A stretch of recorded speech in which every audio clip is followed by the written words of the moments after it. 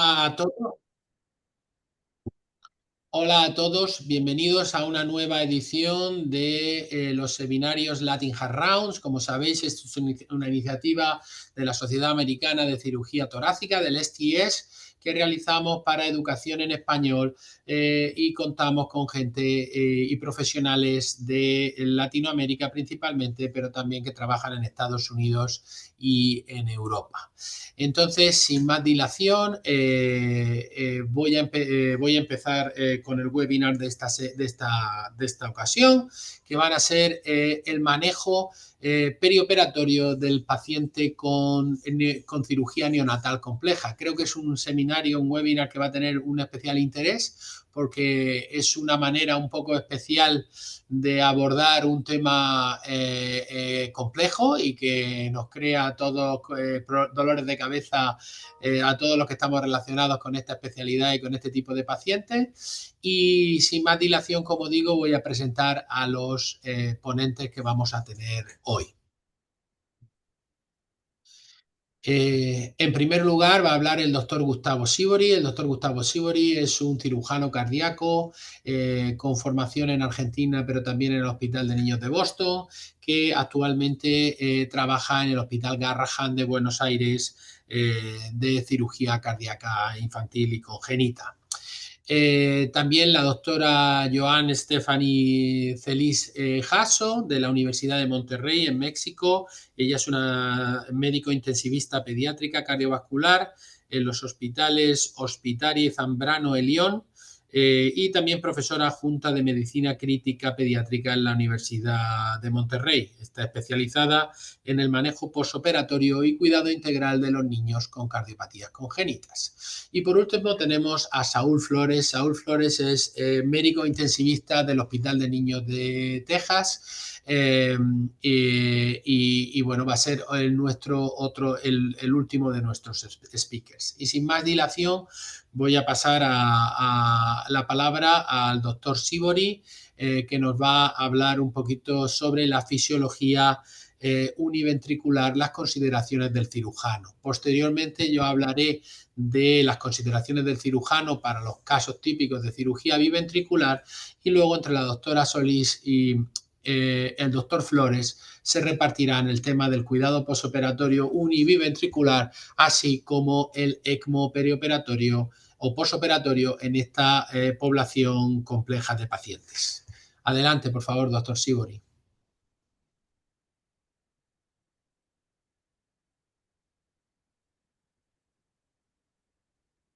Buenas tardes, ¿se ve bien la presentación? Sí. Bueno, primero agradecer a las autoridades del STS y a Víctor por esta convocatoria a poder presentar nuestra experiencia en Buenos Aires. Como dijo Víctor, es un breve resumen de los pacientes neonatales univentriculares, STAT 4 y 5 básicamente. Y bueno, comencemos con la presentación. A ver, vamos de vuelta.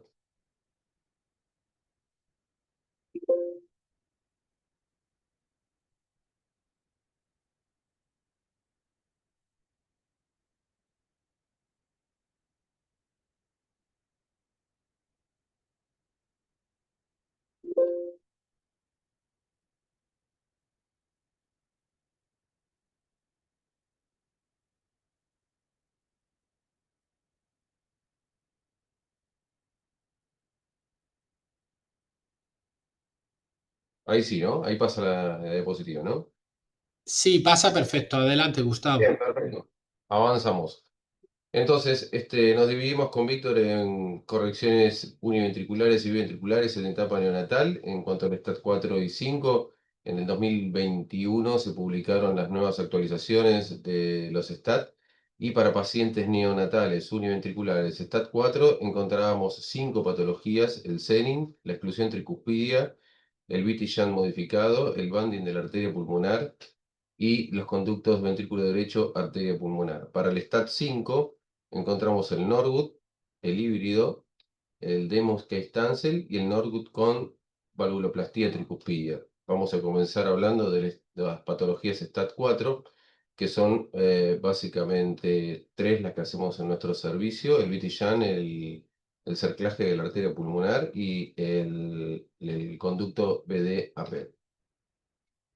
Para el VT-Shunt, estas son fotos de cirugías que hacemos habitualmente, son fotos de quirófano nuestra, no son de internet. Hacemos el VT-Shunt por esternotomía en etapa neonatal. Generalmente usamos 3,5, un gorete de 3,5. Si podemos hacerlo sin bomba, igualmente siempre tenemos una bomba stand-by. Lo hacemos entre el tronco de la innominada y la arteria pulmonar derecha, y en el caso que tengamos el ductus a la derecha, bueno, ahí hacemos con bomba, con circulación extracorpórea, el VT-Shunt. En pacientes que tienen unas ramas pulmonares de menos de 2 milímetros, hacemos lo que es en MERUN, que es una anastomosis Brizard modificada, que es una sutura lateral de un gorete de 3,5 con una anastomosis término lateral al tronco para lograr hacer crecer esas ramas. Es un shunt central, una modificación de Roger Mick que nos fue bastante bien en hacer crecer las ramas. Eso en cuanto a las anastomosis para dar flujo al paciente con estenosis o atresia pulmonares. La segunda cirugía STAT4 neonatal son el banding pulmonar, que usamos la regla de Trasler, que como todo el mundo. También lo hacemos por esternotomía, usamos una tira de Gore-Tex de 1 milímetro de espesor. Lo hacemos sobre el tronco de la arteria pulmonar, y en el caso de estos pacientes de que me toca hablar a mí, que son para corrección univentricular, tenemos mucho cuidado de que no nos migre hacia las ramas. Tratamos de preservar las ramas pulmonares lo mejor posible, no así en pacientes ventriculares que uno tiene que preservar la válvula pulmonar, pues si tiene que hacer algún switch. En este caso cuidamos bastante las ramas. Y intraoperatorio medimos la presión distal al cerclaje, que tiene que ser del 60% aproximadamente, y la saturación del paciente. Con eso nos vamos a guiar intraquirúrgicamente para hacer el banding. Y la anastomosis entre el ventrículo derecho y la arteria pulmonar la dejamos para los pacientes que pesan menos de 2 kilos. En lugar de hacer una anastomosis, nosotros vimos que pacientes de 2 kilos, 2 kilos 100, que no se le puede poner un stent en el ductus tampoco, nos fue mejor con este sano, digamos, este conducto, con el double barrel, que nosotros lo que hacemos es el double dunk, que ponemos dos anillos dentro del ventrículo y la otra anastomosis a la arteria pulmonar. Los pacientes se comportan mucho más estables desde nuestro punto de vista en el postquirúrgico, tienen mejor presión diastólica que los VT Shunt, y logramos estabilizar mejor a los pacientes en menores de 2,5 kilos. Entonces, cuando uno va a ver el STAT, vemos que el rango de mortalidad en STAT 4 es entre 7 y 13 y una estimada de 8,5. Pero este es el total de todos los STAT 4. No discrimina cuáles son los que son neonatos y van a univentricular. Cuando vamos a ver patología por patología, vemos que el VT-Shunt tiene una mortalidad del 8% con un rango entre 6,4 y 9,5, y el banding entre 8 a 11 de mortalidad con un 9% de estimado. Entonces, ¿cuál es la casuística que tenemos nosotros desde el 2016 hasta la actualidad? En VT-Shunt tenemos 60 pacientes operados con 8 pacientes muertos. Eso nos da una mortalidad del 13%, 71 pacientes que le hicimos banding, 7% de mortalidad, 7 pacientes muertos con un 9,8 de mortalidad. Y en este STAT 4, en pacientes neonatales univentriculares, operamos 151 en total, 15 muertos con un 10% de mortalidad. Pasamos a lo que son STAT 5, neonatales univentriculares. Comenzamos hace muy poquito, tenemos un solo caso de pacientes híbridos, pero un poco para recordar el estadio híbrido. El estadio híbrido se usa para pacientes de alto riesgo o para pacientes borderline que pueden tener una chance para ir a la vía biventricular. En los pacientes de alta complejidad, uno hace el cerclaje bilateral de las arterias pulmonares, también con un Gore de 3,5, corta una lámina de 3,5 porque eso es lo que va a determinar los milímetros que va a acercar cada rama. Y después uno tiene dos estrategias. Uno puede hacer el cerclaje de las ramas pulmonares, dejar al paciente con prostaglandinas entre 4 y 6 semanas y ver que el paciente ese se recupere de un shock cardiogénico, de una infección, y hacer a las 4 o 6 semanas el Norduxan o el Norduxanastomas. Y la otra estrategia es directamente colocarle, aparte del banding bilateral, un stent en el ductus para que ese paciente pueda llegar a un Glenn a los 4 meses y hacer el Norwood Glenn recién ahí. La segunda patología STAT5 neonatal univentricular es el Norwood. Estas son dos estrategias que tenemos en el servicio. En pacientes con aorta muy pequeñas, cortamos la aorta ascendente y la ponemos como una coronaria dentro de uno de los senos de Valsalva de la válvula tricúspide y después venimos con toda la reparación de la aorta. En los pacientes donde la aorta es mayor a 2 milímetros, hacemos el Norwood clásico. Generalmente usamos un patch de homoinjerto pulmonar y el conducto, el sano, lo podemos hacer con un tubo anillado, como vemos acá, con el double dunk, dos anillos dentro del ventrículo derecho y el último anillo suturado. Esto puede ser a la izquierda de la aorta o a la derecha también de la aorta. Generalmente no hacemos anastomosis, Billy Jean, sino que hacemos sano. Y la última patología que me queda por nombrar en el STAT5 neonatal univentricular es el de Musquet-Stansel, que tenemos dos técnicas básicamente. En pacientes donde tienen los vasos lado a lado, hacemos esta técnica de double barrel, eh, porque se alinean mejor, creemos los vasos, suturamos los dos vasos abajo y después venimos con la aorta ascendente y generalmente necesitamos poner un parche para ampliar la cara anterior, sería este el dibujito del double barrel. Y si la aorta ascendente es buena y los vasos no están lado a lado, sino que son más anteroposteriores, podemos hacer una anastomosis tipo Lamberti de término lateral entre el tronco de la pulmonar y la aorta directamente, una término lateral. Entonces, hablando del STAT5, la mortalidad del STAT5 en esta publicación que hacíamos mención del 2021 va del 13,45 al 38,6, con una estimada de 18,7, pero si uno se fija en el STAT5, los pacientes neonatales que van a univentricular, la mortalidad es un poco más alta en las tres patologías. En la patología que tiene más mortalidad es en el estancia, que puede ir del 14 al 51, con una media de 31% de mortalidad. Nuestra casuística en este tipo de pacientes, un solo paciente que le hicimos el híbrido con stent en el ductus y a los 4 meses Norduxano. Norwood-Glenn, perdón, que no fue bien, ese es el único paciente que tenemos híbrido. Después tenemos 47 pacientes con Norwood, 12 fallecidos, una mortalidad del 25,5%, 29 pacientes con Deimos-Kay-Stansel, 5 de mortalidad, 5 pacientes muertos y 17,2 de mortalidad, que nos da un total en estos 19 años de 77 pacientes operados, 17 fallecidos, una mortalidad del 22,0%. Con esto quería concluir diciendo que obviamente el STAT 4 y 5 son los pacientes que tienen mayor mortalidad, pero dentro del STAT 4 y 5 los pacientes neonatales y con corrección univentricular son los que mayor mortalidad tienen dentro de estos STAT. Así que bueno, muchas gracias y quedo a disposición para preguntas.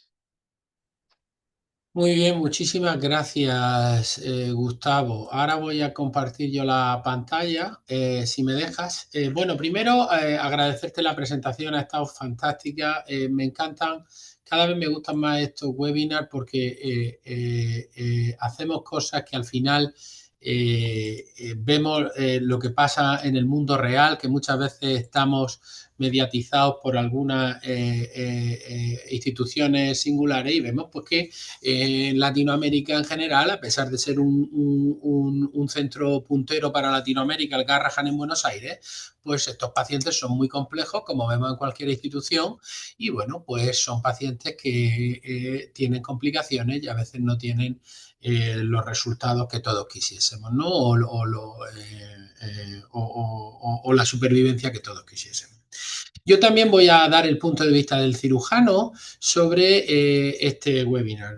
Soy Víctor Bautista y trabajo en el Hospital de Niños de San Antonio y voy a hablar un poquito de la fisiología biventricular. Entonces, yo quiero ir un poquito al grano porque este es un webinar que se engloba dentro del dominio de intensivos y quiero que nuestros intensivistas hoy tengan el máximo tiempo posible para poder explicarnos el manejo de esta población compleja. Entonces, yo solo quería dar unos pequeños tips de lo que personalmente hacemos en la institución para el manejo de los pacientes neonatales. En primer lugar, el manejo preoperatorio. Yo siempre suelo decir aquí en la unidad de cuidados intensivos neonatales que cómo llega el neonato al quirófano antes de la cirugía va a ser un determinante fundamental del resultado que va a tener ese paciente, ¿no?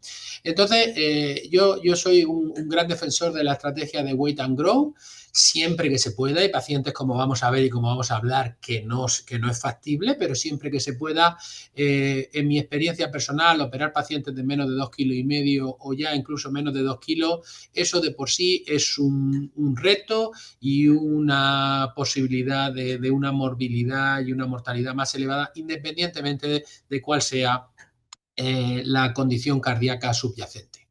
Luego también a mí me gusta particularmente que en la unidad de cuidados intensivos neonatales los pacientes se les alimente por el tubo gastrointestinal. Normalmente, si es posible, leche materna. Independientemente de que sea una lesión con circulación ductal dependiente o con sobrecirculación, que sabemos que son factores de riesgo para enterocolitis necrotizante, en mi experiencia, si se le dan una cantidad de alimento baja simplemente para mantener la motilidad del tubo digestivo y ayudar a que pase el meconio, esto siempre facilita mucho el manejo de los pacientes posoperatorios. Luego, en estos niños de base siempre cogemos las líneas umbilicales y las utilizamos en la cirugía.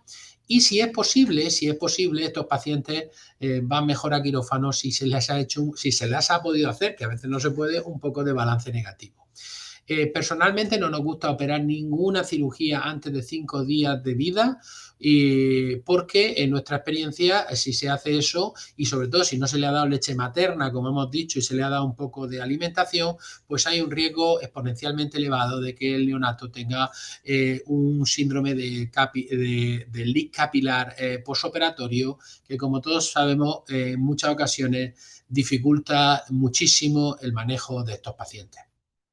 Dentro del quirófano, nosotros aquí, yo personalmente suelo dejar siempre en cirugía neonatal con circulación extracorpórea el pecho abierto. ¿Por qué? Pues porque he visto que ayuda al manejo del ventilador en los primeros días, ayuda a que la función cardíaca se recupere después de la operación, a la vez que se disminuye el edema miocárdico por el clampaje y la circulación extracorpórea. Y luego también hay que tener en cuenta que cerrar el pecho de un recién nacido con un poquito de sangrado extra, con unos pocos centímetros cúbicos de sangrado, se puede provocar un cuadro de taponamiento cardíaco.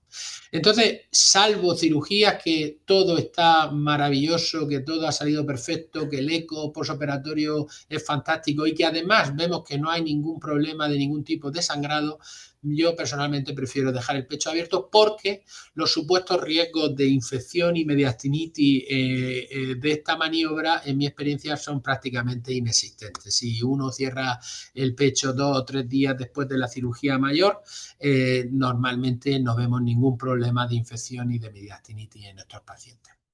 Otra cosa importante en el manejo intraoperatorio es para, como veremos, algunas cardiopatías que cursan con hipertensión pulmonar, utilizar el óxido nítrico sin pensárselo mucho, simplemente a veces mientras se está saliendo de bomba poner al paciente en óxido nítrico y no incluso testar nada con respecto a la resistencia pulmonar, exponerlo y ya se quitará en la UCI cuando se cierre el esternón unos días después. Voy a hablar de unos casos concretos. Yo también voy a poner fotos intraoperatorias nuestras de aquí, de nuestro servicio, como ha hecho Gustavo. Y bueno, empiezo por el truncus arterioso. El truncus arterioso, esta es una de las patologías, principalmente junto con la hipoplasia de ventrículo izquierdo, que ya trató Gustavo, que no se puede hacer estrategia de weight and growth. Son pacientes que cuando sobrecirculan, pues se puede meter en shock hemodinámico y requerir de cirugía emergente en una mala condición. Entonces son pacientes normalmente que cuando tienen 5 o 7 días de vida, como he dicho, después de las medidas que hemos hablado, pues los solemos llevar a quirófano.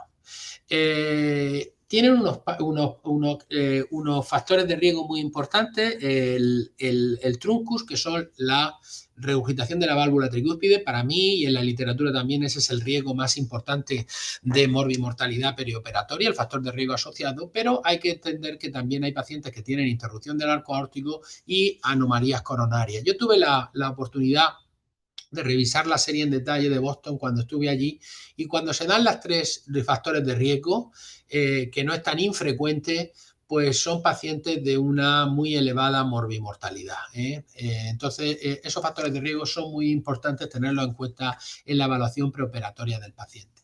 Luego, el tamaño de la comunicación interauricular que dejamos para mí es fundamental, y he visto pacientes complicarse por ese motivo. ¿Por qué? Porque no queremos dejar una comunicación interauricular muy grande, de tal manera que si el paciente desarrolla una crisis de hipertensión pulmonar, se quede muy desaturado, pero tampoco queremos dejar una CIA muy pequeña que no pueda ser un pop-off para la crisis de hipertensión pulmonar, manteniendo un gasto cardíaco. Es decir, el tamaño de la comunicación interauricular, aunque parece una cosa menor, creo que en este tipo de pacientes con truncus arterioso es muy importante. El cierre de la comunicación interventricular, tenemos que recordar que no tenemos que tomar ninguna medida especial como hacemos para otro tipo de CIV con el riesgo de arritmias o bloqueo cardíaco, porque característicamente estos pacientes no desarrollan bloqueo cardíaco. Y luego, en los pacientes neonatos, para mí es muy importante minimizar el tamaño de la ventriculotomía, hacer una ventriculotomía lo más pequeña que se pueda, porque la ventriculotomía derecha, igual que es muy bien tolerada en pacientes de unos meses de edad, para tetralogía de Fallot, etcétera, cuando el paciente es un neonato, pues no se tolera de igual manera. Luego, otra consideración es el tipo de conducto. Ahora pondré una publicación nuestra, pues que realmente no importa. Mucha gente dice que si aórtico, pulmonar, realmente no importa, porque estos niños van a tener que volver, o sea, el conducto va a degenerar más que nada por calcificación y por crecimiento del niño cuando hacemos la cirugía en tamaño neonatal. Entonces, la indicación va a ser el crecimiento del niño más que la degeneración del conducto.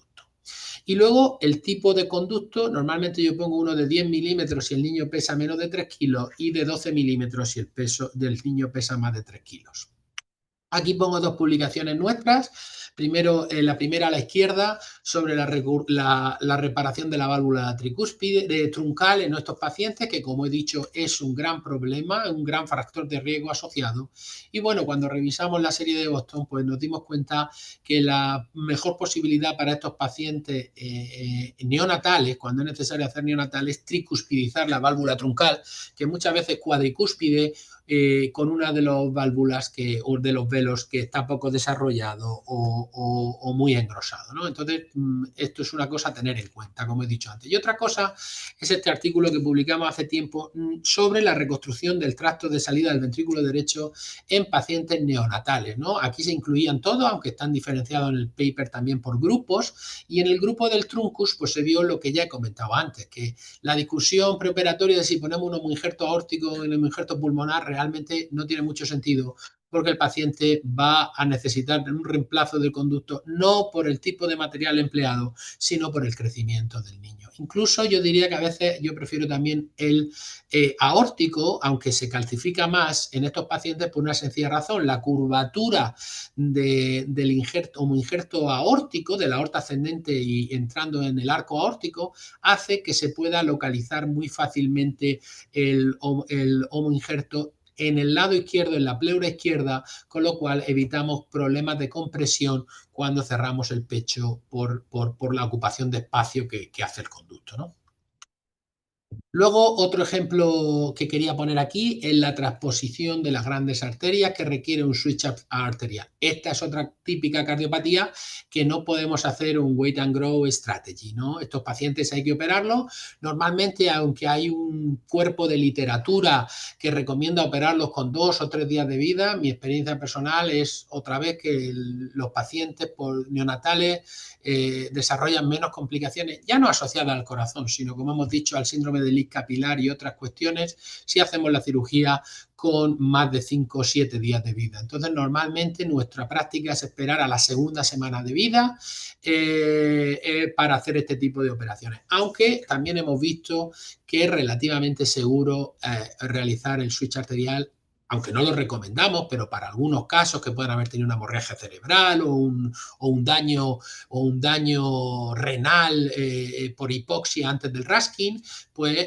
se puede esperar 2 o 3 semanas con tranquilidad, sobre todo si hay un ductus asociado y ya no digamos si hay un ductus y una comunicación interventricular.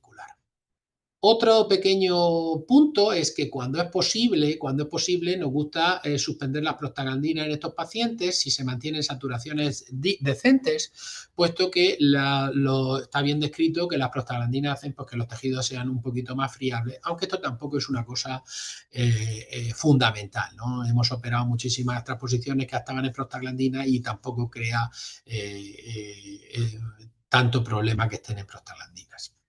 Y luego aquí el último punto quería decir que, bueno, que una cosa muy importante en el preoperatorio de estos pacientes es saber si van a desarrollar obstrucción al tracto de salida del ventrículo izquierdo cuando tengan el switch arterial, porque si ese es el caso, pues es una situación muy complicada, ¿no? Entonces aquí he traído estos 2 papers que publicamos. Hay pacientes con posible obstrucción del tracto de salida del ventrículo izquierdo que se puede hacer el switch neonatal, como es el ejemplo de abajo, de pacientes con transposición y canal auriculoventricular completo, que es una combinación rara, aunque descrita en la literatura, y que estos pacientes responden bien a la resección de la obstrucción subpulmonar y el switch arterial. Sin embargo, hay otros pacientes que tienen una estenosis pulmonar ya más significativa, no solo subvalvular, sino valvular, y esos pacientes no se pueden operar de neonato, normalmente requieren una fístula y hacer el Ross Switch Con o la translocación aórtica cuando tienen de 8 a 10 kilos, y esto lo publicamos en el JACC hace ya unos años. Luego, otra biventricular típica del neonato es el arco aórtico hipoplásico que no se puede, es decir, que no es solo la coartación, sino que tiene un arco aórtico hipoplásico, sobre todo cuando la hipoplasia empieza ya a nivel del primer tronco supraórtico, pues muchas veces se requiere abordarlo por esternotomía media y no por toracotomía izquierda, ¿no? Estos pacientes sí que se puede aplicar la estrategia de esperar y hacerlos crecer, sobre todo cuando no existe una CIV asociada que nos vaya a crear sobrecirculación importante. Nuestra experiencia aquí es que los podemos dejar tranquilamente en prostaglandinas 2, 3, 4 semanas hasta que alcanzamos un peso óptimo y una situación clínica perfecta para hacer una cirugía que en el fondo va a ser una cirugía con hipotermia profunda y circulación selectiva. El segundo punto, aunque parezca una cosa que todos sabemos, pero es muy importante en estos pacientes, hay que resecar todo el tejido ductal, hay que no tener miedo de hacer eso, porque dejar la cara posterior por comodidad luego en hacer la anastomosis o menos tensión en la anastomosis, pues sabemos que va a provocar o tiene muchas probabilidades de provocar reobstrucción relativamente muchas veces inmediata o cercana en el tiempo. Luego ha habido, luego nosotros también que lo describimos también en este grupo de pacientes. Esto fue un estudio que hicimos para hipoplasia de cavidad de izquierda, es decir, no fue para hipoplasia de arco, pero bueno, como todos sabemos, en el Norwood hay que reconstruir el arco.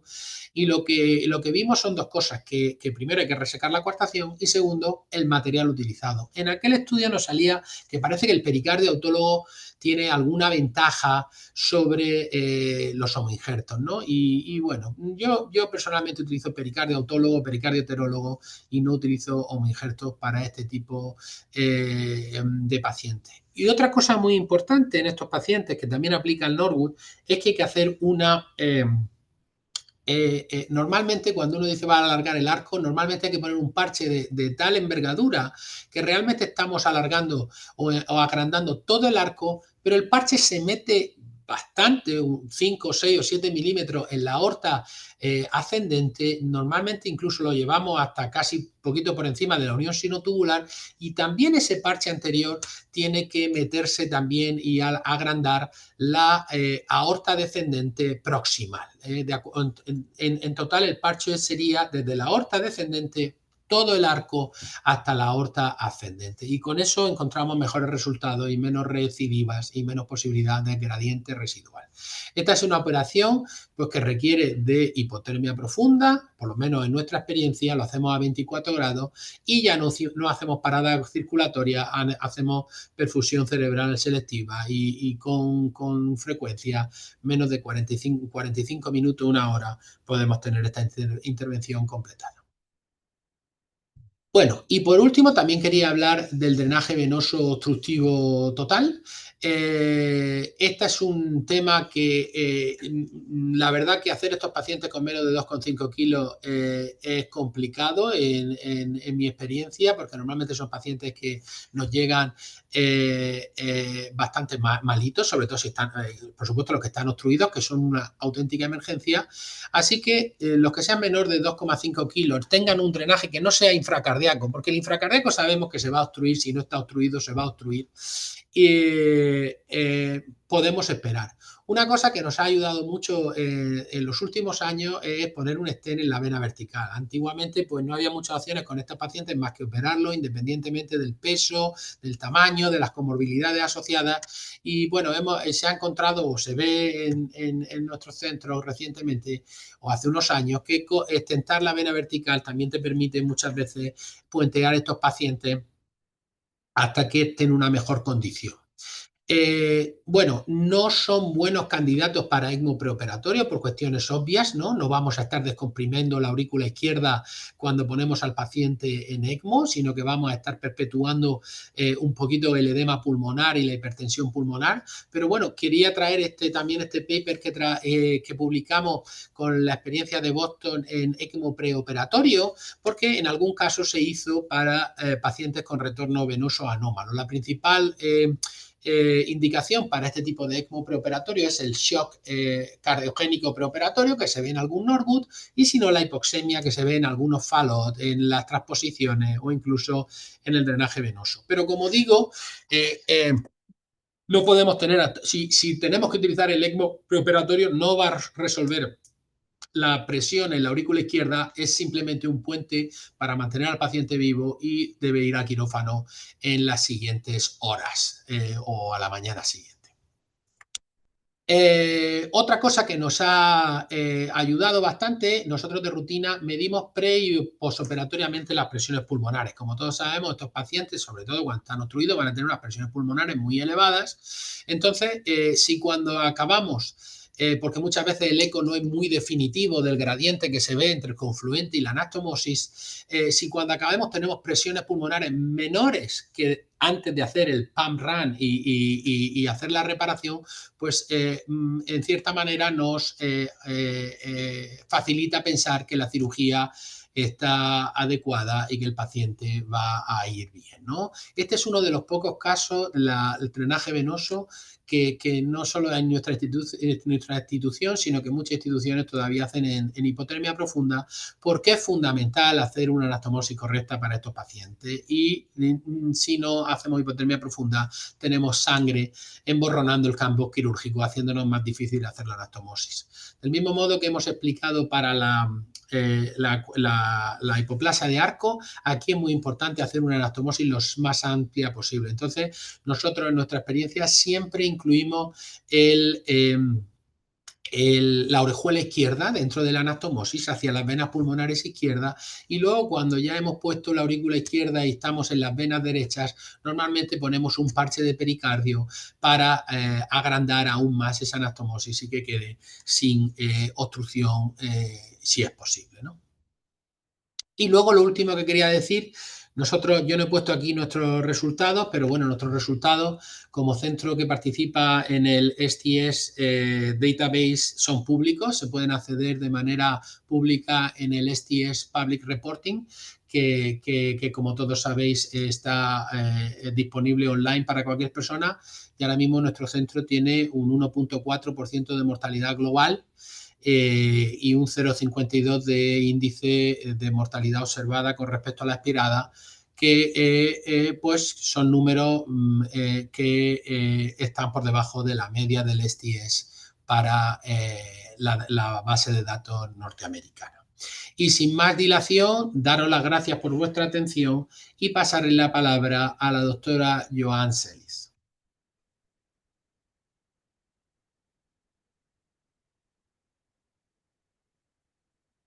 Listo, muy bien.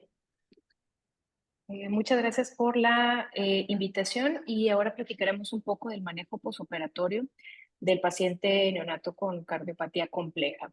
Es muy retador poder poner toda la información que me gustaría compartirles, pero hice unos apuntes muy específicos de las cosas que considero que son prioritarias. Primero, el contexto.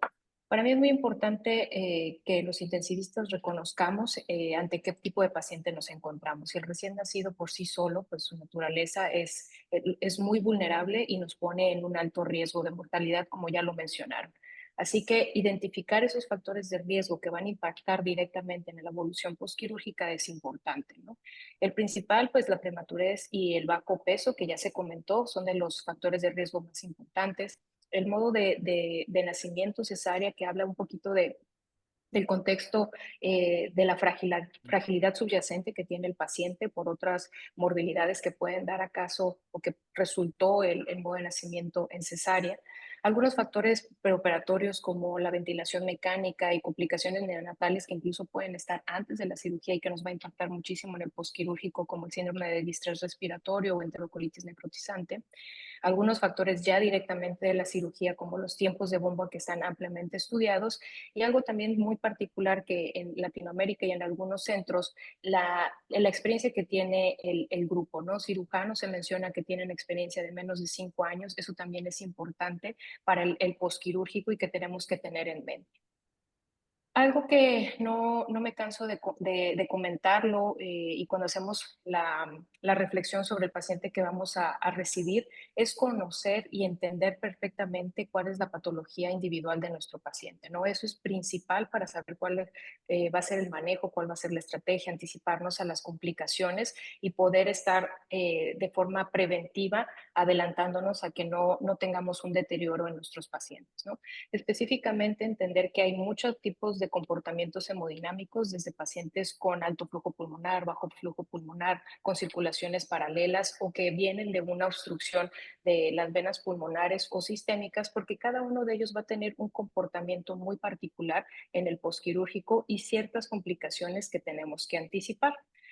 En el manejo posquirúrgico general, no olvidar también que es un abordaje multidisciplinario. Siempre tienen que estar involucrados todo el equipo, no solamente terapia intensiva, porque nosotros si bien podemos llegar a ser el líder un poquito en todas las decisiones del tratamiento ya en terapia intensiva, no olvidar la participación de los demás profesionales, ¿no? Y finalmente, los objetivos que tenemos siempre va a ser optimizar el gasto cardíaco, la oxigenación tisular y prevenir estas complicaciones que particularmente hablaré específicamente de cada una de ellas. Y la principal, pues, es el síndrome de bajo gasto cardíaco. Un poquito del global que podrían consultar, porque en este artículo lo menciona muy bien del manejo global que tenemos que tener en la terapia intensiva. Me gusta hacer hincapié en estos puntos principales. Uno, la entrega y recepción estructurada y sistemática de los pacientes que impacta muchísimo en la evolución para realmente conocer qué fue lo que sucedió en quirófano. El segundo, tener muy bien definidas las metas hemodinámicas y cuáles van a ser las estrategias ventilatorias. La estrategia de monitorización también, dependiendo del tipo de cardiopatía y de corrección, saber exactamente qué es lo que buscamos en cada paciente. La nutrición, que así como lo mencionaron, no solamente antes, sino también en el postquirúrgico es fundamental.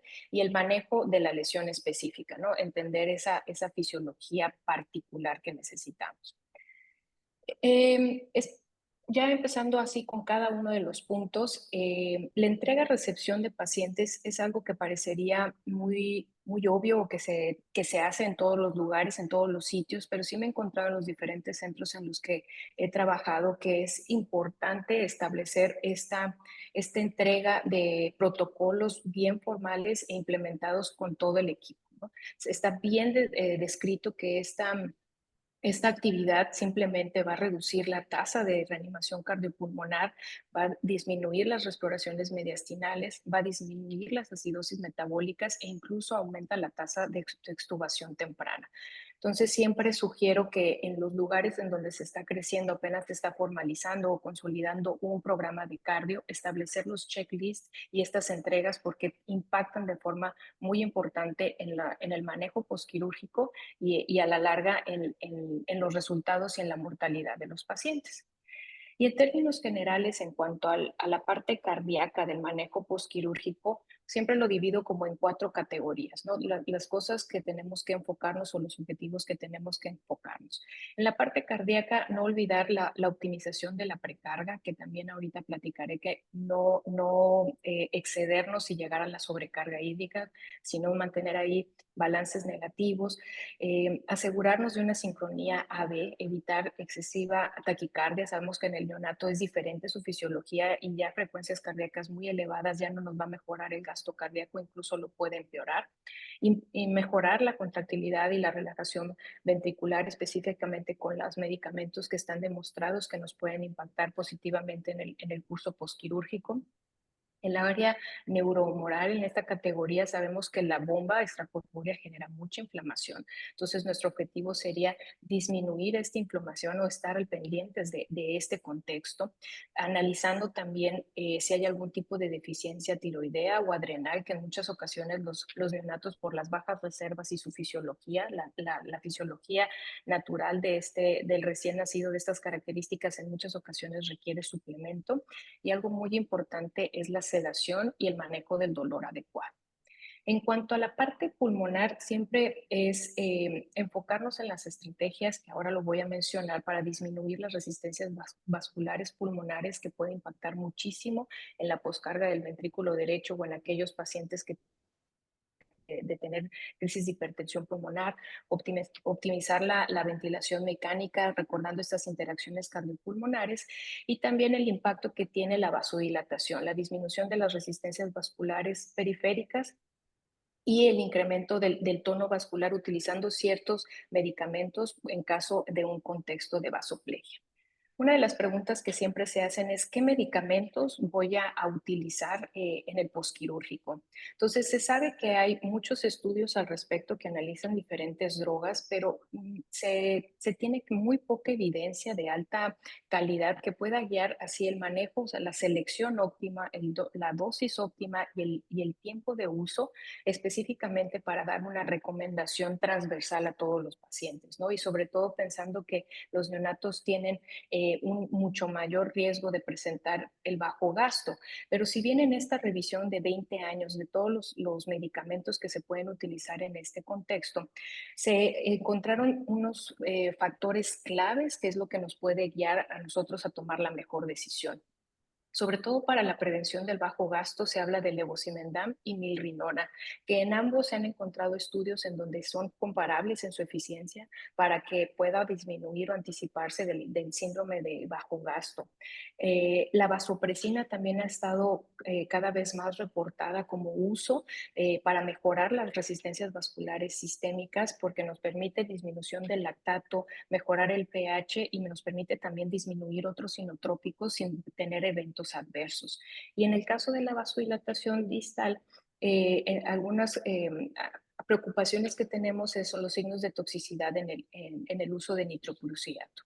Y una de las áreas de oportunidad que vemos es que en estos estudios no se habla específicamente de eventos adversos. Y para centrarnos un poco más en estos dos medicamentos, sabemos que milrinona tiene mucha más evidencia que otros medicamentos, pero si podemos ver el mecanismo y comparar esos estudios que ya se están empezando a crear de levosimendan como el sensibilizador de calcio, podemos empezar a identificarlo como una alternativa prometedora que todavía nos falta tener más estudios, pero que hemos visto que se asocia con menos incremento en el gasto, en la frecuencia cardíaca de los neonatos, que eso impactaría de forma positiva en su posquirúrgico.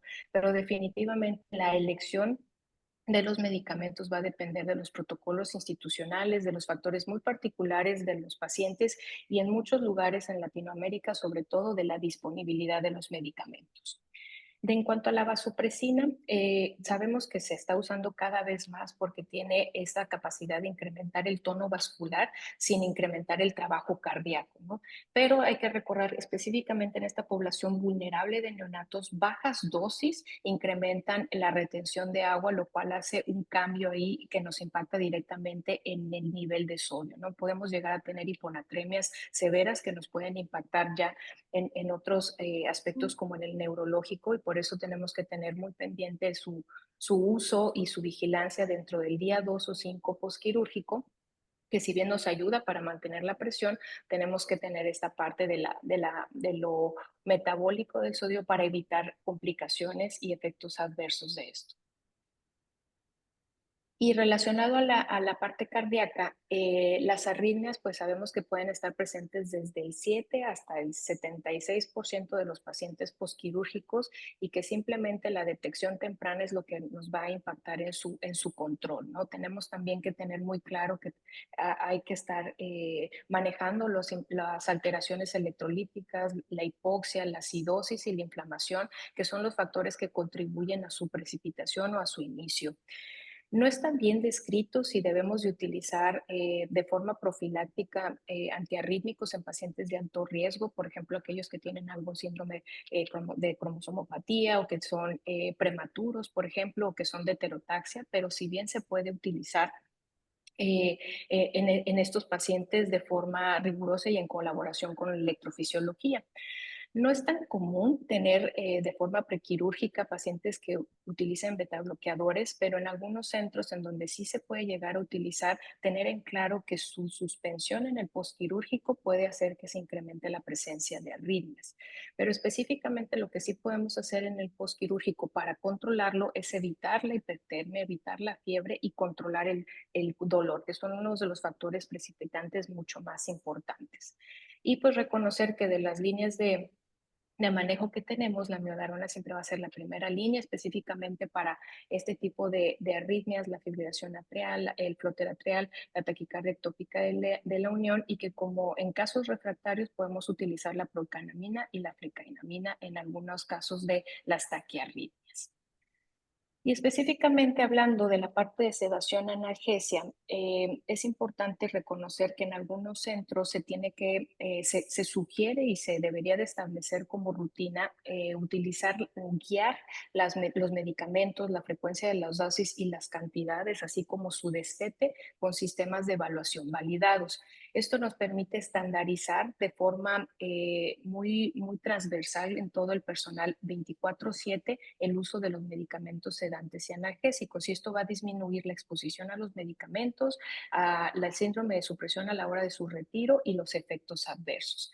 De preferencia, siempre se nos sugiere evitar las benzodiazepinas en lo mayor posible, ya que se ha asociado a un riesgo de desarrollo neurológico.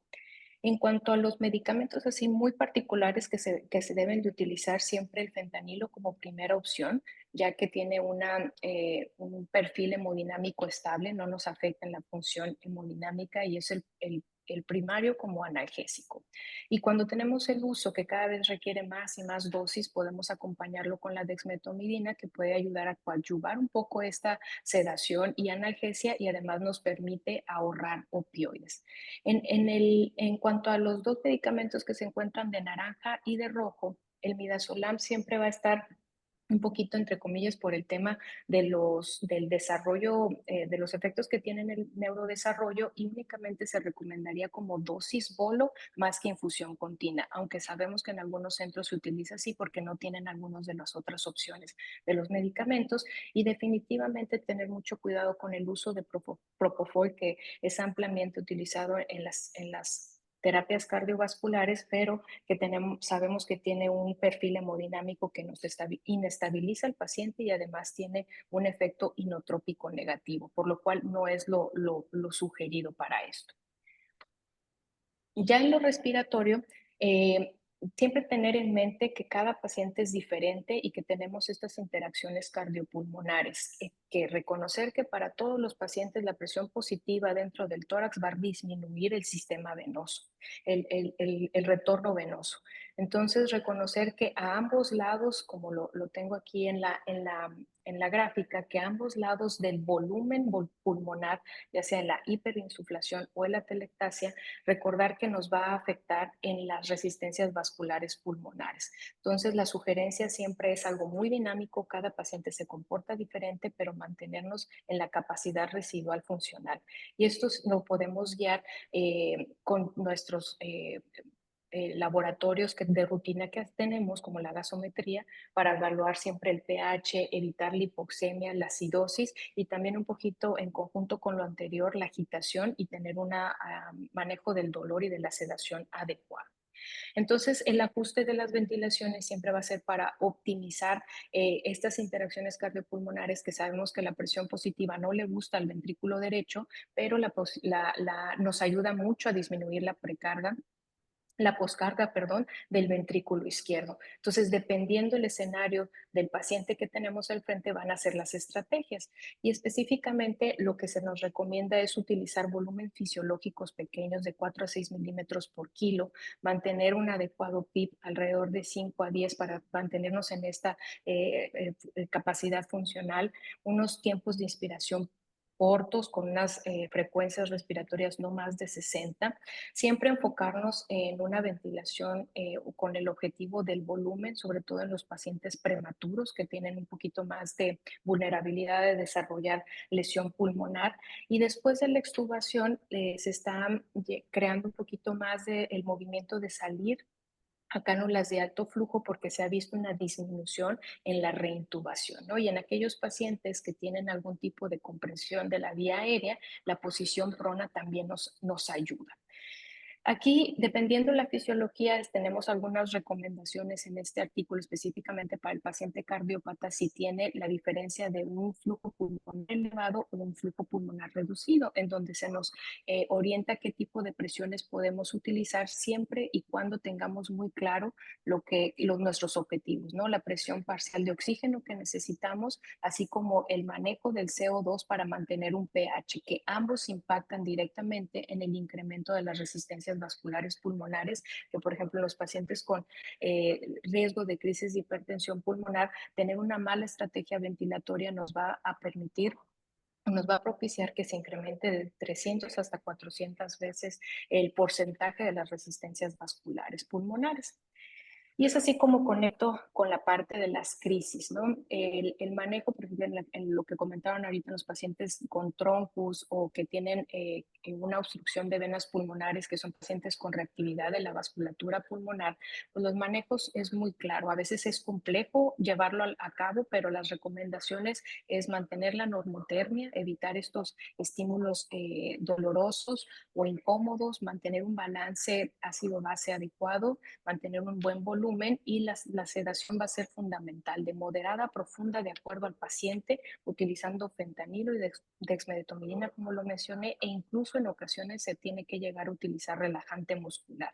Tener muy claras las metas en fisiología biventricular, nuestras metas de presión parcial de oxígeno con saturación de 95 y en fisiología univentricular arriba de 80%.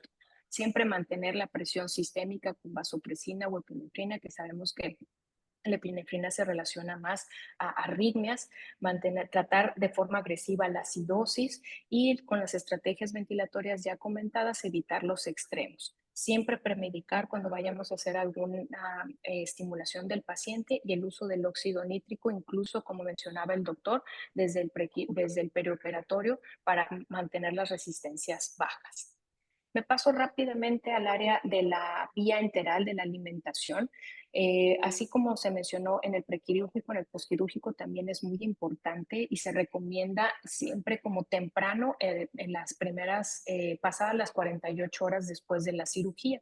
Tiene muchos beneficios iniciar la alimentación siempre que el contexto lo permita para mantener la fisiología intestinal, prevenir la atrofia, mejorar la perfusión, acelerar la cicatrización y sobre todo que nos va a permitir disminuir los tiempos de ventilación mecánica y de estadía en terapia intensiva.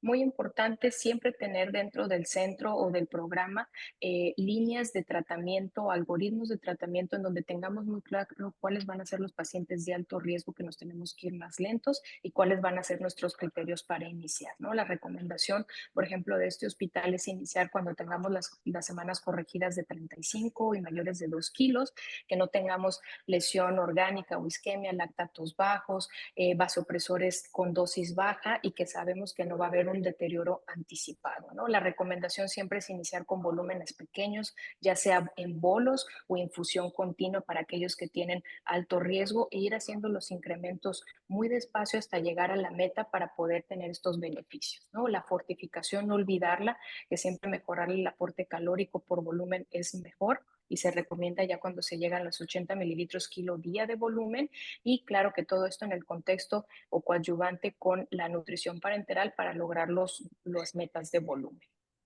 Y otra de las interrogantes que tenemos en el posquirúrgico es cuándo vamos a transfundir a los pacientes. Sabemos que existen dos estrategias, la restrictiva y la liberal. Algunas toman en cuenta los síntomas de anemia, otros no, pero la recomendación que tenemos, que está dado por los anestesiólogos y la parte de terapia intensiva, es en aquellos pacientes neonatos asinóticos estables, menor de 7 o menor de 8 ya con síntomas, y en aquellos pacientes cianóticos menor de 9. Siempre es importante recordar que con el contexto de la sobrecarga hídrica y manejar bien los líquidos, porque a veces eso nos puede impactar directamente en el postquirúrgico. Y sabemos que muchos de nuestros pacientes pueden llegar a tener sobrecarga hídrica por el manejo de los líquidos y esta fuga capilar que hay después de la cirugía, ¿no? Reconocer que podemos estar en el espectro a ambos lados de presión de volumen, que no queremos una restricción exagerada o una sobrecarga, porque la sobrecarga ya va a tener mayor impacto clínico conforme se vaya acumulando. Específicamente en cardiópatas y en neonatos, el 5% de sobrecarga hídrica ya requiere ajustes de medicamentos e incluso empezar a considerar terapia de reemplazo renal. ¿Qué podemos hacer nosotros? Siempre cuantificar los líquidos, hacer la restricción en conjunto con los diuréticos, que son las estrategias que podemos hacer inmediatamente, pero tener un bajo umbral para decidir cuándo hacer la terapia de reemplazo renal. Y otra cosa, si el paciente no va bien, porque ya tenemos todos los órganos y las estrategias y los tips para el manejo posquirúrgico global, también recordar que si algo no va bien, empezar a buscar lesiones residuales, ¿no? El paciente que tiene problemas respiratorios, que no podemos extubarlo, que sigue con dificultad respiratoria o que para los 7 o 10 días después de la cirugía tiene datos de falla cardíaca, tenemos que ser muy, muy juiciosos e ir a hacer el abordaje si algo no quedó bien, ¿no? Entonces sabemos que una lesión residual nos va a complicar el uso posoperatorio y que pues puede impactar de forma importante en todo lo que está sucediendo, ¿no? Entonces, tener el umbral bajo en estos casos. Y ya únicamente para terminar la parte específica del manejo posquirúrgico en la fisiología univentricular, en el Norwood, que es nuestro paciente que puede llegar a ser el más complicado de tratar, pues tener muy claro el balance del QPQS y la relación que tiene el impacto, que tiene las resistencias vasculares pulmonares y las sistémicas y cómo los podemos manipular, ¿no? De un lado, las resistencias pulmonares se manejan con el oxígeno, ¿no? Con el equilibrio ácido-base, con las estrategias ventilatorias, si es necesario, con el óxido nítrico, y las resistencias sistémicas con vasodilatación o vasoconstricción, dependiendo de lo que se requiere, el control del dolor, la fiebre, acidosis o la hipovolemia. Las grandes complicaciones que podemos tener, y ya lo habían mencionado, pues tener muy claro cuál fue el tipo de cirugía, si fue una lactausina o si fue un sano, porque se comportan diferentes en donde tenemos menos complicaciones en esta última, pero reconocer que tenemos que tener muy claro cuáles son los criterios para identificar si un paciente está sobrecirculado o que tiene un hipoflujo pulmonar, ¿no? Y una sobrecirculación, vamos a hablar de diastólicas bajas, que ya habíamos mencionado, saturaciones muy altas, una presión de pulso amplia, signos de choque, y que las acciones son muy claras. Uno, verificar si no tenemos una fuente de flujo pulmonar extra, disminuir el FiO2, que a veces 5 o 10% de FiO2 es suficiente para hacer un desbalance en el QPQS, evitar la alcalosis, disminuir los vasoconstrictores e iniciar vasodilatadores periféricos. Y específicamente en el bajo flujo pulmonar, pues vamos a tener el paciente que, a pesar del FiO2 alto, va a tener una saturación baja, los pulmones se van a ver oligoémicos y vamos a requerir presiones arteriales mucho más altas para mantener una buena saturación.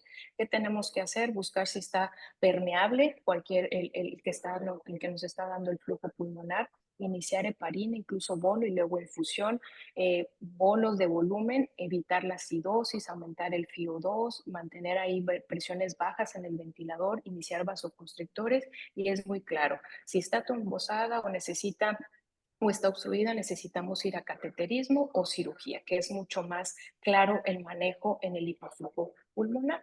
Entonces, uno de los retos que tenemos en algunos centros, específicamente en México, es que no tenemos claros protocolos que nos ayuden a identificar estos tipos de complicaciones y a seguir las recomendaciones. Entonces, establecer las recomendaciones, establecer en sus programas algoritmos de diagnóstico y de tratamiento para reducir los tiempos de ventilación, las reintubaciones, los días que utilizan inotrópicos o que están en la terapia intensiva, y pues disminuir las complicaciones posoperatorias. Ya para terminar, nosotros trabajamos en 2 centros grandes en México para desarrollar estos algoritmos con los recursos que tenemos, y hemos visto al menos directamente el del hipoflujo pulmonar, que ya lo publicamos recientemente, pues que nos ayuda muchísimo a disminuir el riesgo para la desaturación postquirúrgica, la trombosis, sobre todo, que eso impacta en entrar a cateterismo o a cirugía de urgencia postquirúrgica, y sobre todo impacta en la defunción, ¿no? Entonces, tener muy claros estos objetivos serán fundamentales para que se puedan hacer las cosas que se tienen que hacer en el momento que se tienen que hacer, y reconocer incluso que en los pacientes que dependen de una fístula para mantener el flujo pulmonar, que el caso de la sobrecirculación llega a ser mucho más peligroso que una fístula obstruida, porque el manejo es muy dirigido y ya sabemos qué hacer, pero en terapia intensiva a veces los sobrecirculados tienden a tener un poquito más riesgo por el hecho de que hacen paro cardíaco espontáneo, requieren más ECMO, requieren la apertura del tórax, tienen mucho más datos de lesión renal aguda, de enterocolitis metatizante, lesión renal y mortalidad, y que pues el tema con la sobrecirculación es que es puro manejo de terapia intensiva, ¿no? Tiene una mortalidad mucho mayor. Y eso sería todo un poquito de lo que necesitamos tener en cuenta y los puntos claves para el manejo en el postquirúrgico. Muy bien, muchas gracias, doctora Celis. Sin más dilación, doctor Flores, cuando quieras, adelante. ¿Ve mi pantalla? Perfectamente, sí. Perfecto. ¿Cómo están? Muy buenas tardes. Aquí les voy a platicar un poquito del manejo perioperatorio después de cirugía cardíaca congénita. Segundo aquí, por favor.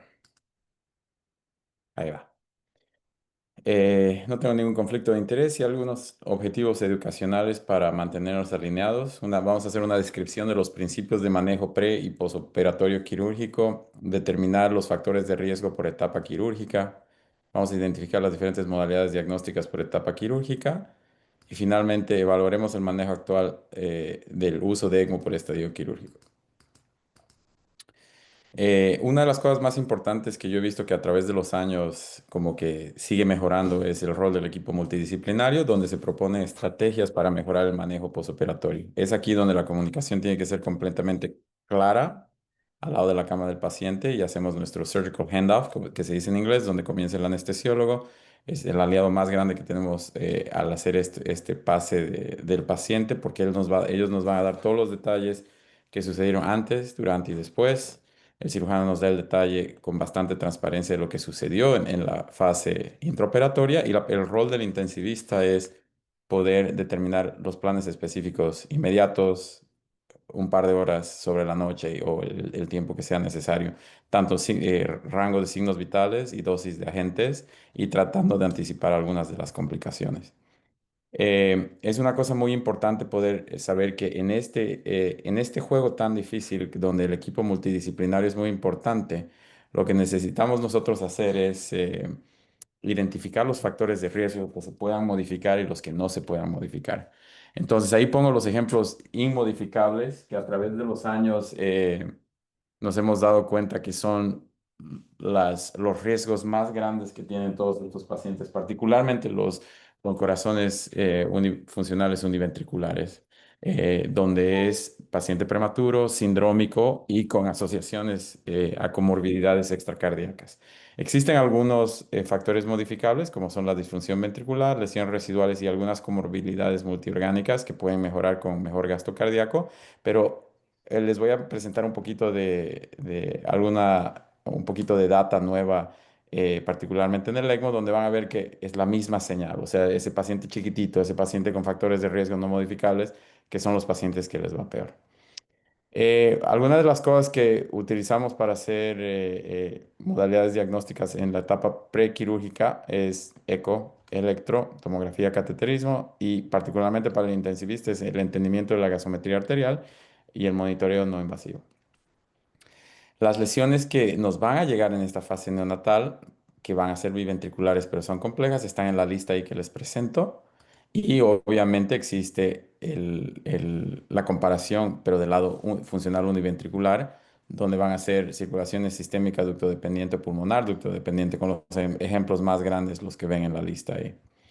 Las cosas que sabemos hacer antes de la cirugía y durante la cirugía es, como ya habíamos dicho, el mantenimiento del soporte del gasto cardíaco, el soporte respiratorio hasta la intubación. Muchas veces tenemos que utilizar agentes vasoactivos antes de la cirugía y, bueno, poder establecer exactamente si existe una necesidad de, por ejemplo, en el caso de las transposiciones de los grandes vasos, si el paciente va a necesitar una septostomía.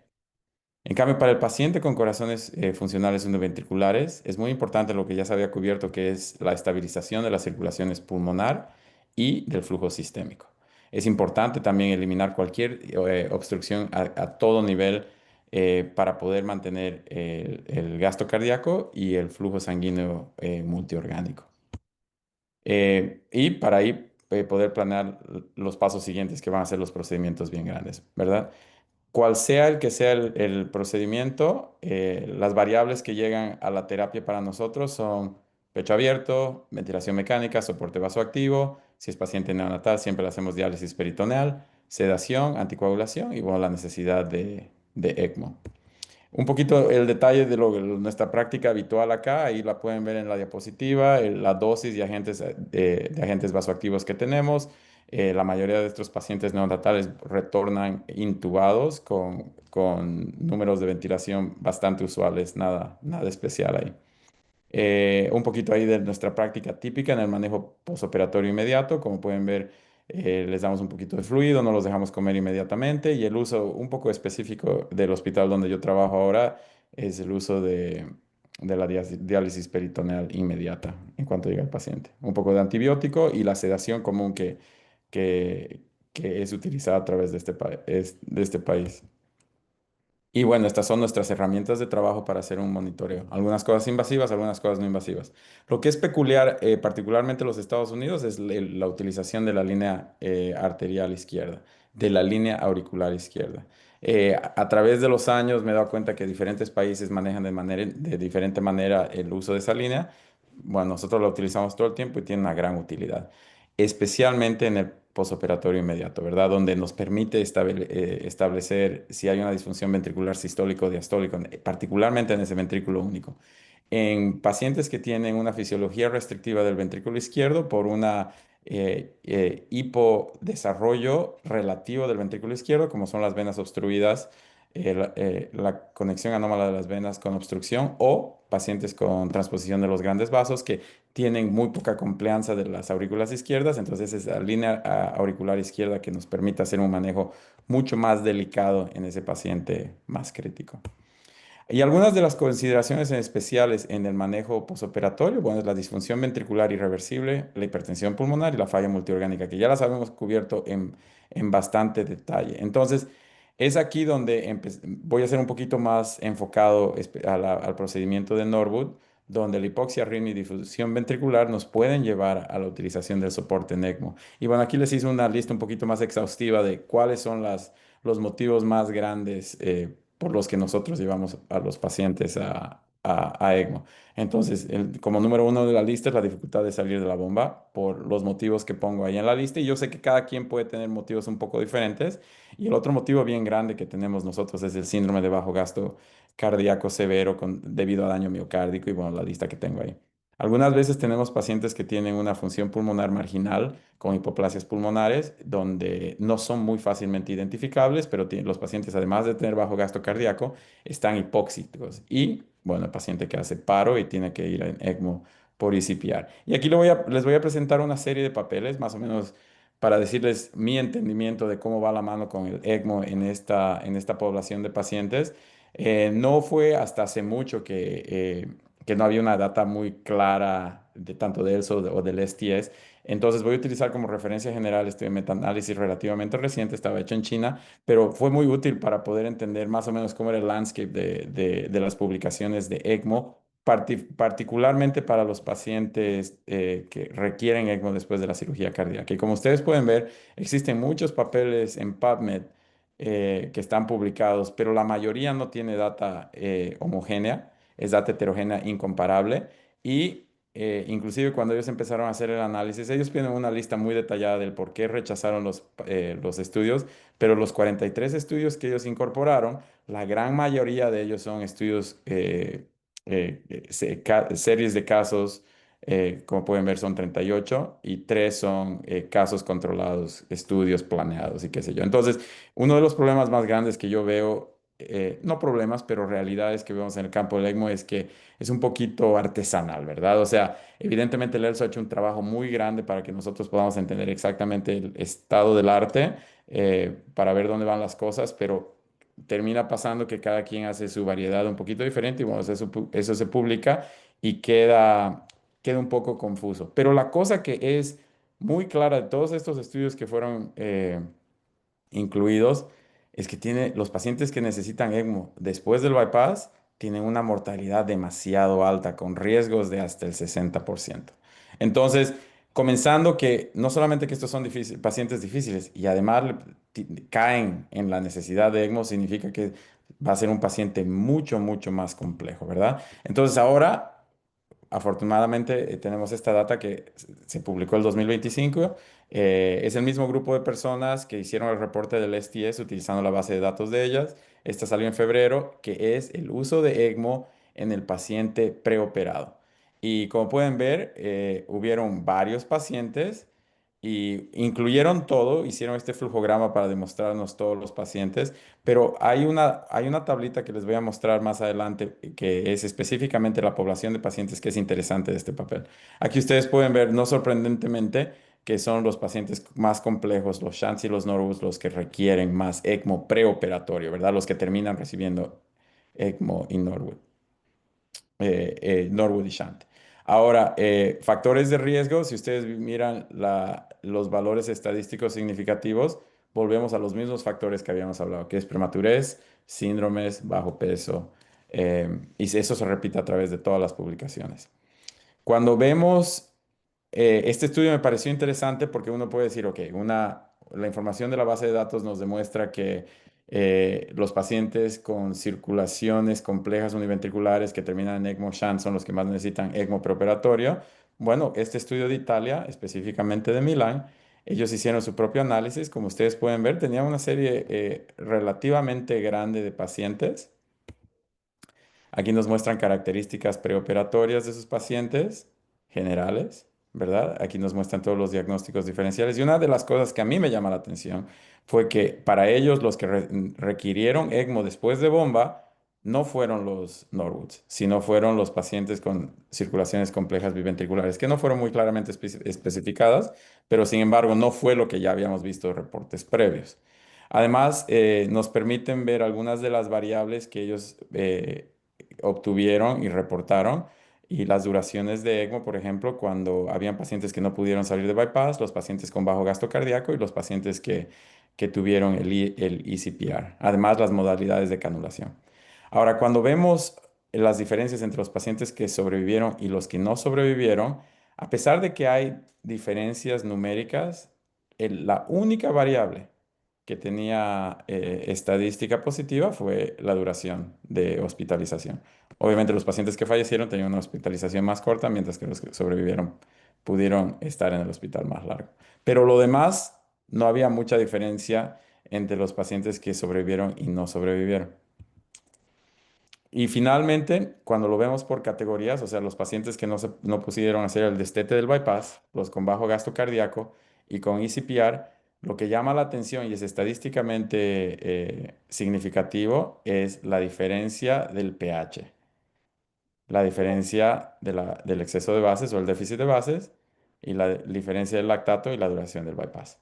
Que una vez más, esto no es sorprendente, ¿verdad? Pero finalmente está documentado que estos son pacientes que van a tener una tendencia a no poder mantener la autorregulación celular multiorgánica, ¿verdad? Y es el paciente que vamos a tener que hacer resucitación activa, dándoles bicarbonato, tratando de optimizar el pH para poder utilizar esos agentes vasoactivos a pesar de tener ECMO.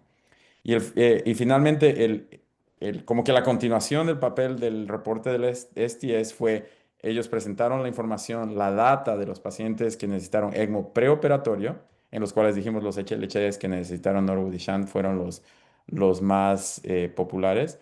Hicieron el mismo estudio, pero de los pacientes después de bomba. Y bueno, una serie muy grande de la base de datos. Y aquí muestran el flujograma donde se ven esas tres oportunidades de ir en ECMO, ¿verdad? Donde sería preoperatorio, intraoperatorio, en el posoperatorio temprano y en el posoperatorio tardío. Y como ustedes pueden ver, no sorprendentemente, sigue siendo el Norwood Procedure el procedimiento más común en necesitar ECMO, un poquito diferente de la información que salió de Italia.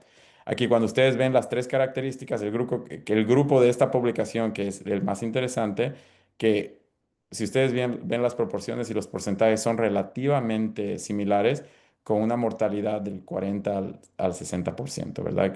Siendo los pacientes con requerimiento de ECMO tardío posoperatorio son los que fallecen más. Esta tabla la hice intencionalmente, la puse como estaba en el artículo, porque demuestra las variables después de los análisis del modelo multivariable que muestra exactamente los mismos factores de riesgo que habíamos hablado, que era prematurez, bajo peso, síndromes, lesiones residuales y la otra cosa adicional, la otra variable adicional es que el pecho esté abierto.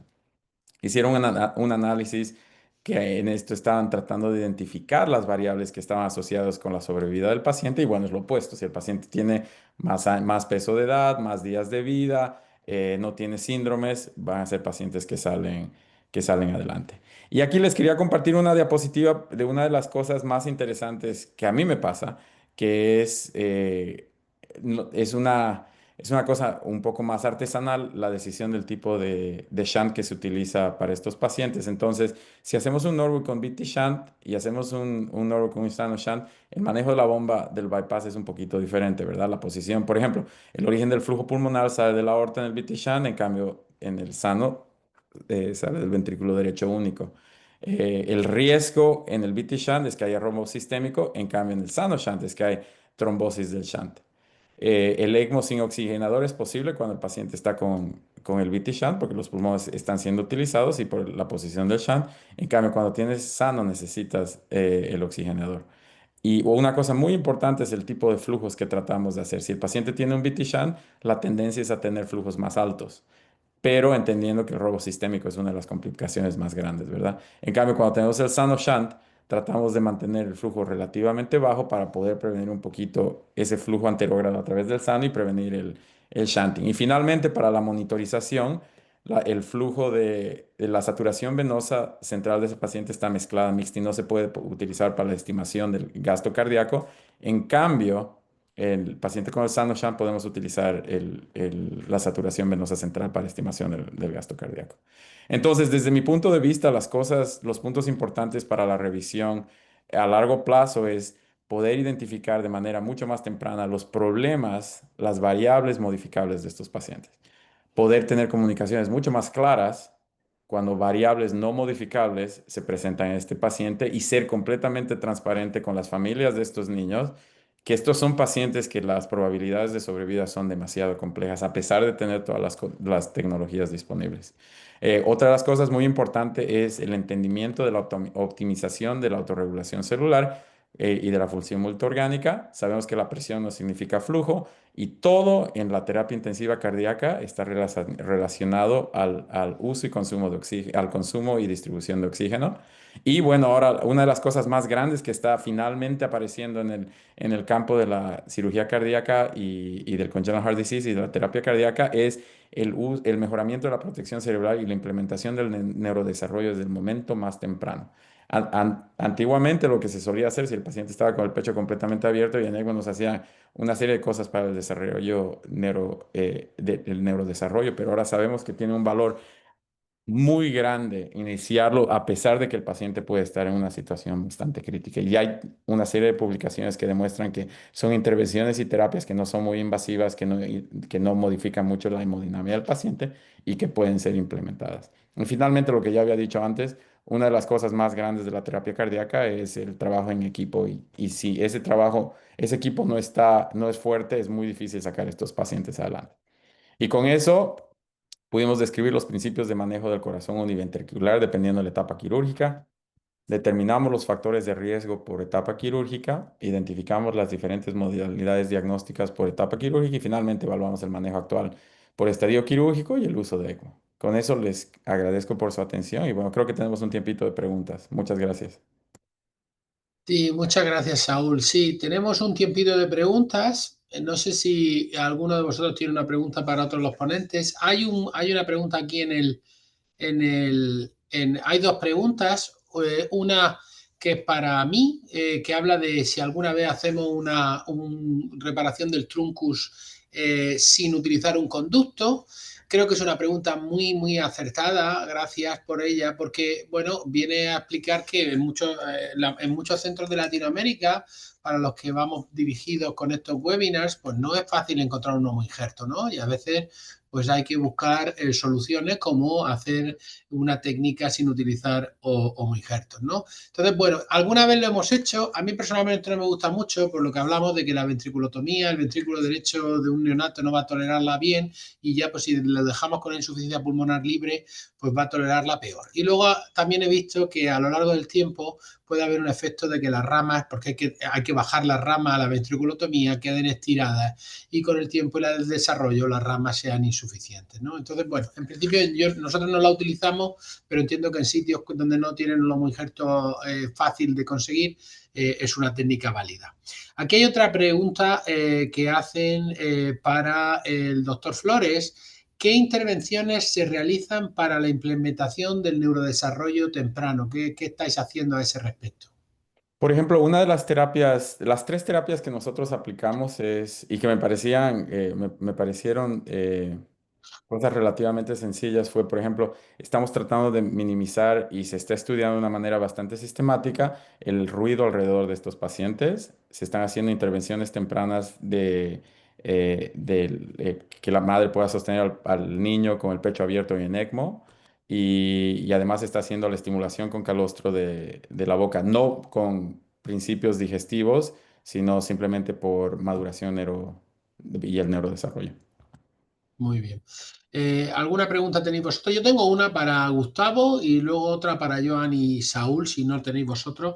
Gustavo, me ha gustado mucho tu presentación. Oye, esto que hacéis una especie de shunt de sano con el injerto reforzado, explica un poquito más en qué pacientes lo utilizáis y cuándo lo hacéis, ¿no? Porque me parece una cosa que ya está descrita, ¿no? Pero relativamente novedosa, ¿no? En lugar de hacer un shunt central o un shunt de BT shunt, ponéis un sano pequeñito. Me he dado cuenta también que dice que solo metéis 2 anillos, entiendo que porque son pacientes pequeños, porque lo estándar en el Norwood es meter 3 anillos en el ventrículo. Cuéntame un poco, Gustavo, por favor. Sí, esto surgió a raíz de que los pacientes que requerían fuente de flujo pulmonar, estenosis pulmonares o atresias pulmonares, que no podían ir al estén en el ducto, que es nuestra primera opción, las anastomosis, el VT-shunt de 3,5 tenía mucho sobrecirculación, entonces la diastólica baja, el paciente entraba en un círculo vicioso, diastólica baja, mala función y el paciente no andaba bien. Entonces, tomando del Norwood con el sano, dijimos, bueno, ¿por qué no hacemos un Norwood? No hacemos un sano directamente en vez de una anastomosis. Y vimos que las diastólicas eran un poco más altas que la del VT-shunt. Eh, y con esto del double dunk, la ventriculotomía es muy chiquitita, es una incisión con el bisturí, una incisión con jate, no necesitamos una gran ventriculotomía ni resección ventricular. Y bueno, metemos dos anillos, lo marcamos, y después también en la porción distal, el anillo nos va a permitir también mantener la rama pulmonar abierta, que a veces en pacientes tan chiquititos, cuando uno cierra el tórax, eso empujaba la rama. Antes lo hacíamos con una pollera de pericardio, como se hacía el viejo sano del Norwood, una pollerita de pericardio hacia la rama pulmonar, pero ahora con los anillados vemos que el anillado nos mantiene bien abierta la rama pulmonar y disminuye la incidencia de estenosis pulmonar. Y el comportamiento postquirúrgico, según nos dijeron los terapistas, es mucho más estable y lo vemos en los pacientes mucho más estables. Obviamente los dejamos con el tórax abierto, si pesan 2,2 kg, pero a las 48 horas, 72 horas lo podemos cerrar y es mucho más estable para el recuperador cardiovascular, ese tipo de pacientes. Muy bien, muchísimas gracias. Mira, hay una pregunta que pensaba hacerla yo, pero la ha hecho alguien en la audiencia para Joan y Saúl. Mi pregunta era un poco la pregunta del millón, ¿no? ¿El Norwood cómo va mejor? ¿Con el BT Shunt o con el sano en vuestra experiencia en general? Pero bueno, aquí una persona en la audiencia lo ha hecho así un poquito más elaborado y me pregunta qué casos se beneficiarían de un BT Shunt. Entonces, bueno, ¿cuál es vuestra experiencia? ¿Qué shunt creéis que va mejor? Si pensáis que en unos pacientes mejor uno o mejor el otro, etcétera. Nosotros aquí solo decir que hacemos, salvo que haya una contraindicación formal para sano, yo personalmente siempre hago el sano. Creo que los pacientes están bastante más estables que con el BT shunt, pero esa es mi opinión personal. Saúl, Joan, No, uno la de dejo los... a Joan primero, Ladies primero, pero... ¿Ok? Sí, sí, gracias. Sí, digo, en los centros que nosotros trabajamos se hace mucho menos sano, pero definitivamente la comparación que nosotros tenemos en el manejo postquirúrgico es mucho más complejo o la presencia de complicaciones, sobre todo de sobrecirculación en el VT-shunt.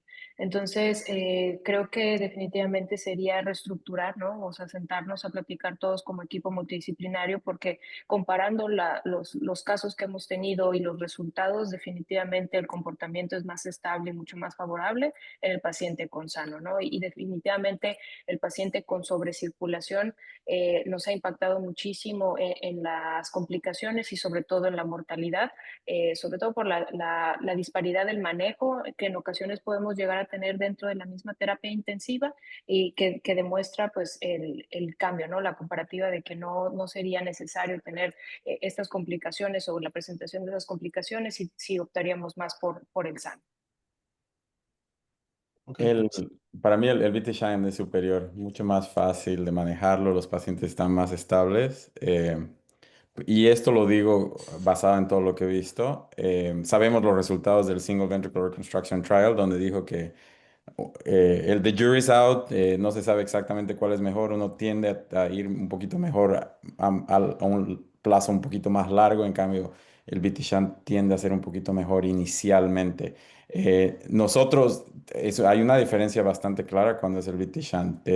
Como digo, sí, evidentemente hay un poquito de robo diastólico, pero la disfunción ventricular es menor, la insuficiencia tricuspide es menor. eh, pero lo que está pasando ahora y lo que estamos viendo son como que culturalmente hay un cambio de moda, ¿no? Como que todo el mundo está poniendo ahora Sano Shants. ¿Y el BT Shunt incluso para atresia aórtica? El BT Shunt incluso para atresia aórtica, correcto. De Vale. hecho, el 2016 hasta el 2019 aquí en Texas, la gran mayoría de los pacientes solamente recibían BT Shunt. Ok, Yo ok. tengo una pregunta para Saúl, si me permite, Víctor. Por supuesto. Con respecto al ECMO en pacientes con hipoplasia, Ujú. eh, tengo entendido por lo que decías dos preguntas, ¿no? Que los pacientes que tienen VT Shunt, el VT Shunt lo dejan puesto y no es que usan el Gore-Tex para canular la aorta o para ponerlos en ECMO y después pasarlos en sano. Esa es la primera pregunta. Y la segunda pregunta es cómo estudias las lesiones residuales o potenciales lesiones residuales en el Norwood que está en ECMO. Si con cateterismo, si cómo hacen con el cateterismo le bajan flujo porque el paciente a veces no tiene función, muy buena función, entonces no eyecta y es muy difícil estudiar a estos pacientes en ECMO.